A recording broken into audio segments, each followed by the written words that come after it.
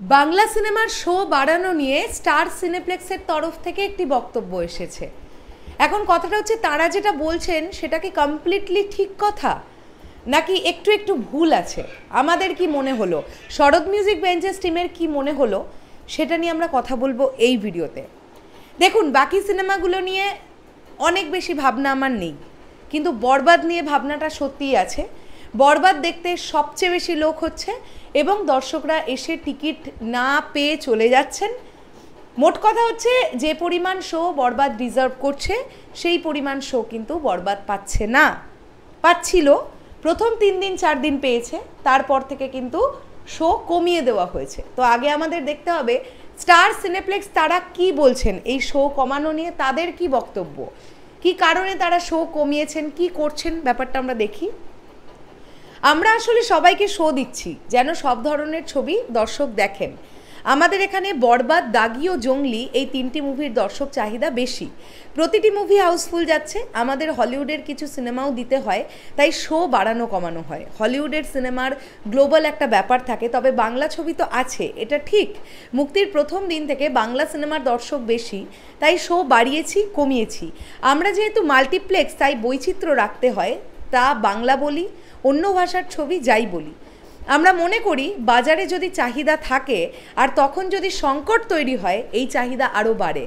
মানুষ যে সিনেমা হলে এসে ফিরে যাচ্ছে, তার মানে তাদের আগ্রহটা ভালোভাবে টের পাওয়া যায়।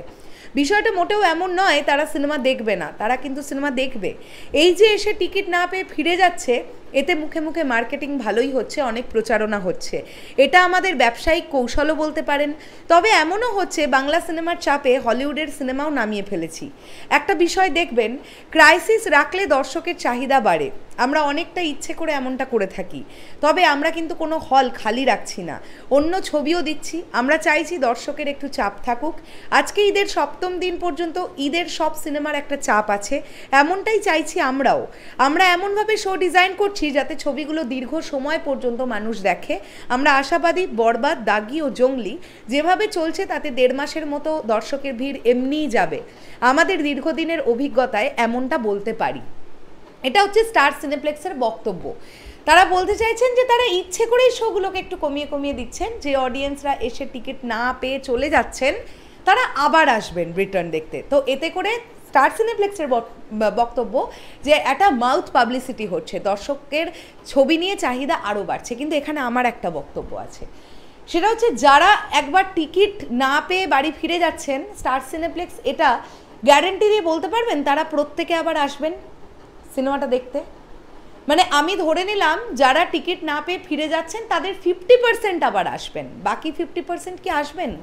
আজকের ডেটে দাঁড়িয়ে যেখানে মানুষের একটা সেকেন্ড সময় প্রচণ্ড ইম্পর্ট্যান্ট, মানুষ সারাদিন কাজে কর্মের ব্যস্ততার মধ্যে থাকেন, সেখানে কি সত্যিই সম্ভব যে একটা সিনেমার টিকিট এসে না পেয়ে চলে গেলে তারা আবার পুনরায় সেই সিনেমাটা দেখবার জন্য সেই সময়টা তাদের কাছে তারা কুলিয়ে উঠতে পারবেন?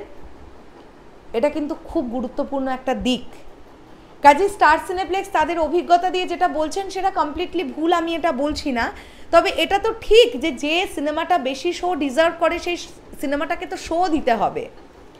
এমনটা তো কোনো মানে হতে পারে না, কথার কোনো মানেই হতে পারে না যে দর্শক এসে টিকিট না পেয়ে চলে গেলে সিনেমা নিয়ে দর্শকের চাহিদা আরও বাড়বে। মানে এটা যদি হয় 50% তো এটাও হবে ধূত তারিকার টিকিট পেলাম না, আর তাহলে দেখা হবে না, ওটিটিতে এলে দেখবো।